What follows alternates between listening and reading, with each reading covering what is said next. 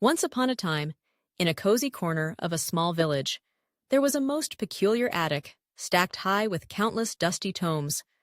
Among the stacks, nestled between tales of dragons and explorers, there was a single book unlike any other.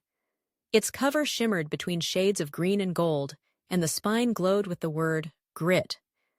The villagers called it the magical book, but its true secret lay deeper still, for the book was alive with stories that listened before they spoke.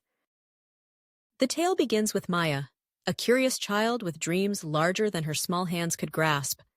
Maya loved adventure, but she often found herself stuck whenever things became tricky. Frustrated one rainy afternoon after a failed attempt at building her own treehouse, Maya clambered up to the attic, looking for anything to take her mind off her troubles. That's when she found the magical book. Though at first, it seemed to be an ordinary, if beautiful, storybook, something about it called out to her.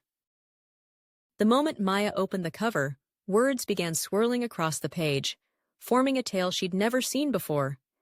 It was as though the book knew her challenge and had prepared a story just for her. She read about a young squirrel named Pip, who dreamed of leaping from the tallest branch in the tallest tree, but each time he tried, he slipped and tumbled. The other animals watched with amusement, but Pip was determined.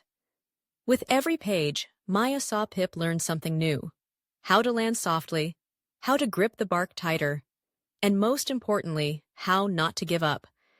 No matter how many times Pip fell, he picked himself up, learned from his mistakes, and tried again. By the end of the story, Pip, the once clumsy squirrel, soared gracefully from the highest branch.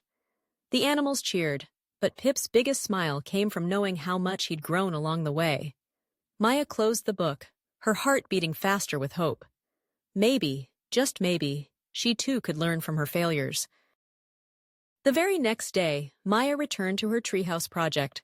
She remembered Pip's patience and his willingness to try again, each time with a bit more skill and confidence. When she hit a snag, when the roof caved in or the door jammed, she thought about what the magical book had shown her. Every mistake was just another lesson in disguise. Days rolled by, and Maya's treehouse took shape, stronger and taller with each passing effort. But most important of all was a newfound feeling inside her, the belief that challenges are stepping stones, not stumbling blocks. News of Maya's transformation traveled quickly through the village. Soon, more children visited the attic, each with their own set of struggles. There was Amir, who dreamed of painting but was afraid of making mistakes on the canvas. Priya, who wanted to play the violin but doubted her ability to hit the right notes. And Jamie, who wished to run in the village race but had lost every practice so far. Each child, upon opening the magical book, found a story waiting for them, one that unfolded only for them, shaped precisely to their fears, hopes, and dreams. Amir read about a young hedgehog who made messy paint splatters that turned into masterpieces, teaching him that every error could be a spark of creativity. Priya discovered the tale of a songbird that sang off-key until she realized that practice, not perfection, made music beautiful. Jamie explored a story about a steady tortoise who never ran the fastest, but finished the race by taking one determined step at a time. One by one, the children saw themselves reflected in the book's characters. And as they read, a quiet magic happened. They began to believe that they, too, could grow, adapt, and bloom, even when things seemed impossibly tough. The magical book's secret, of course, was not just its enchantment. It was the power of story itself. For when we read tales of characters just like us, making mistakes, learning, and growing, we shape our own minds for growth. Stories wrap lessons in warmth and wonder, letting them nest safely in our hearts until we're ready to try for ourselves. Maya and her friends grew to understand a simple but powerful truth. Grit isn't something you're born with, and it isn't a measure of never failing. It lives in the trying, in the moments when you pick yourself up, dust yourself off, and say, "I'll try again." The more they read, the more they saw that everyone, no matter how skilled or brave, faces hard moments. What matters most is not how quickly you succeed, but how much you learn with each step forward. Soon, the attic became a haven for young dreamers. The magical book passed from one set of hopeful hands to another, each story blossoming new confidence. Even adults heard whispers of the book's wisdom and, tiptoeing upstairs, found tales tailored for them, reminding grown-ups that it's never too late to grow. Through every changing season, the magical book remained, its pages alive with endless possibility.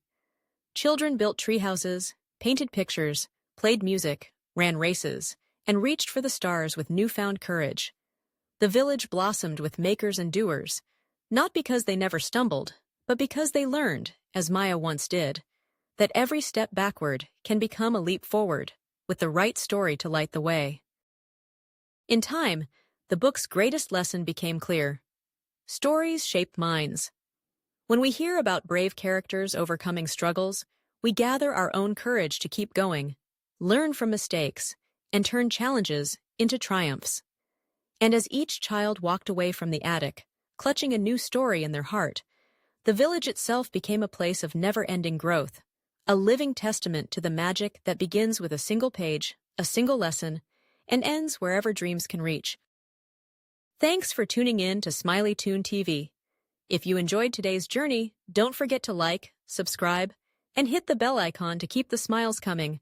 Drop your thoughts in the comments, and let's keep this adventure going together. Stay positive, keep smiling, and let your mind wander.